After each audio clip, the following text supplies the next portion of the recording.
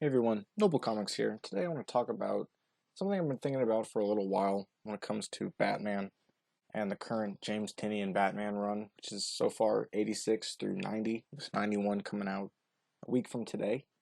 And I want to talk about why it's so good. And I know that might be sort of vague and broad as to why something's good, but I think I've got a pretty good thesis for it.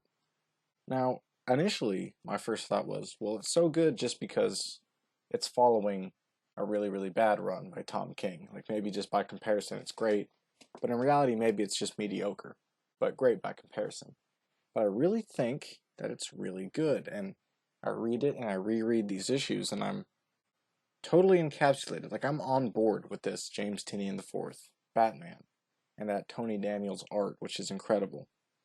Now, this image here, I got a few images here that I think kind of sum up why I think that these are so great. But this one here, I think set the tone for that first issue. You know, it's it's the Batman that we know and love. He's really, obviously super muscular, super fit, but he looks so angry and determined.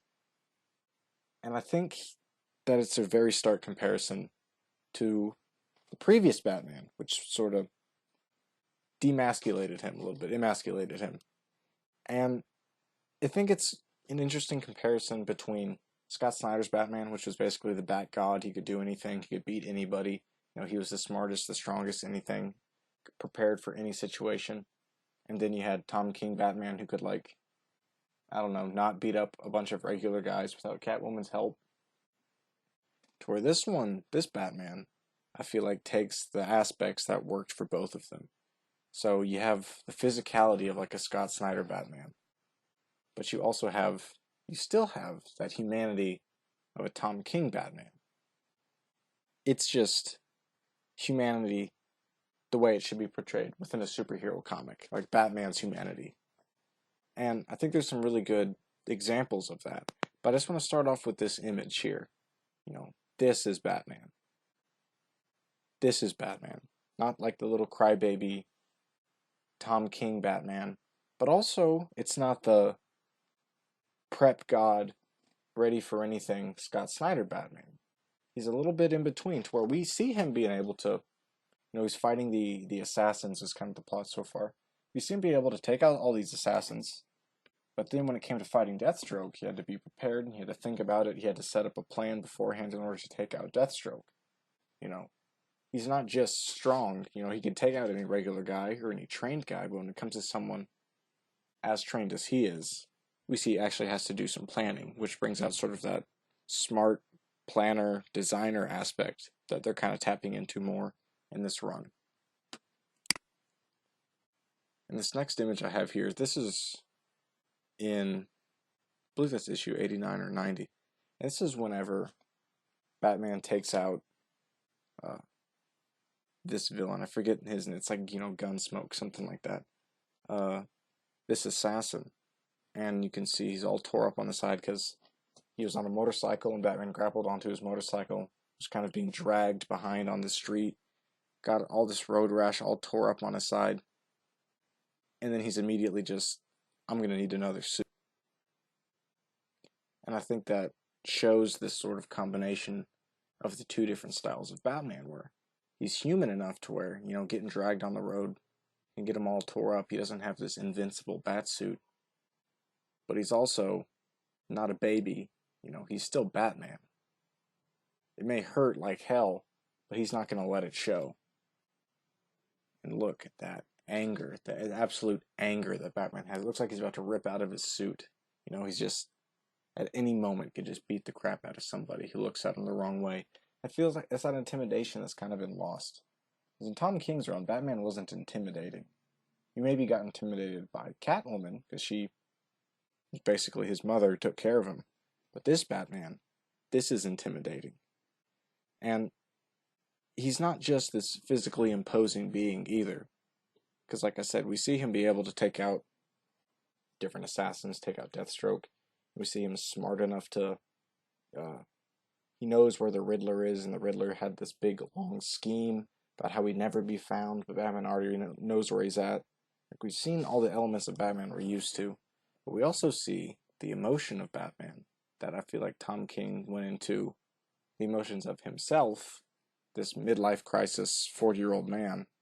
But Batman isn't like that. We see here, this is right after his fight with Deathstroke, which is, an amazing panel. He's all tore up again. We see that both the humanity of Batman, he can get hurt. He's not invincible. But also that badassery, toughness of Batman of, he doesn't care. And here he says, Alfred, send a priority signal to the GCPD. But Alfred's dead at this point. He's just so used to it. And there's a little bit of static. And Lucius says, I'm sorry, Alfred isn't here. We have this just quiet image of Batman. And then he says, forgive me, it's been a long night. And that right there, that's the humanity of Batman. That's all you need to see. That's all you need to know. Because Batman, both physically and emotionally, is this character who can get hurt. They just don't show it. We don't need to see it. What makes him Batman is that he can endure all of this pain, both physically and emotionally. Because Alfred dying was probably the most damaging thing that could ever happen to Batman. More so than the Robins, more so than anybody else. It was Alfred. And we get to see that, which wasn't a terrible idea of Tom King to kill Alfred, I don't think. Alfred's been around for a long time, really shakes things up. That's okay. But the way he played it off as like banking Batman as crybaby, crying over Alfred, it's like, no, this is what you need. That sums it up right there. That's all you need to see. Because this is not a guy in a bat suit. This is Batman. He's the toughest of the tough. Stuff like this, this is why he's the greatest hero, greatest street level hero.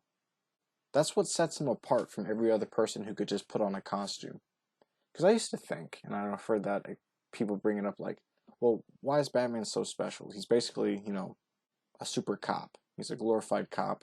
Anybody could put on a suit. Well, this is the reason why he's special. Because not anybody could do this. Not everybody could put up with this kind of relentless pain and not crack. Batman doesn't crack.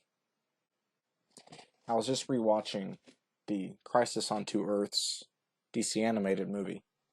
And towards the end of that movie, Batman's fighting his parallel Earth counterpart of Owlman. And Owlman's kind of kicking the crap out of him. But towards the end of the fight, Batman gets the upper hand, and he manages to win. And throughout the fight, they're talking to each other about, they must be the same. They're sort of the parallels of each other. There must be some similarity. And Owlman's like, no, we're not the same. I was never good. I was always evil. And Batman figures it out as he wins the fight, and he says, you're right. There is a difference between me and you. That night, whenever we looked into the abyss, and the abyss looked back at us, you blinked. Batman doesn't blink. No matter what the trauma, the crisis, the pain, Batman doesn't crack. I think that's what Tom King never understood. Or at least, if he did understand it, that's not what he wanted to write. Batman is supposed to be larger than life. A larger than life personality who can be just as human as the rest of us. I think that's what he misunderstood. But obviously, James Tynion understands that. And that's why I think this is going to be a really good run. That if you haven't started reading it yet, get whatever back issues you can or just wait for the trade. But definitely you want to keep up with it going forward. I think it's I don't want to jump the gun. It's only been a few issues. I don't want to say it's the best representation of Batman ever, but it's definitely on point. They definitely understand the character a lot more than a lot of writers do when it comes to writing their characters. He demonstrates a real understanding and a real care for the character that you really haven't seen since Scott Snyder, because Scott Snyder loved Batman. You could tell as he was writing it. That's why he made him so great. But not only does James Tynion love Batman, but he understands Batman. And I think that's why this particular run is so great. Let me know what you guys think in the comments down below. Remember to like and subscribe, and I'll see you guys in the next video. Bye.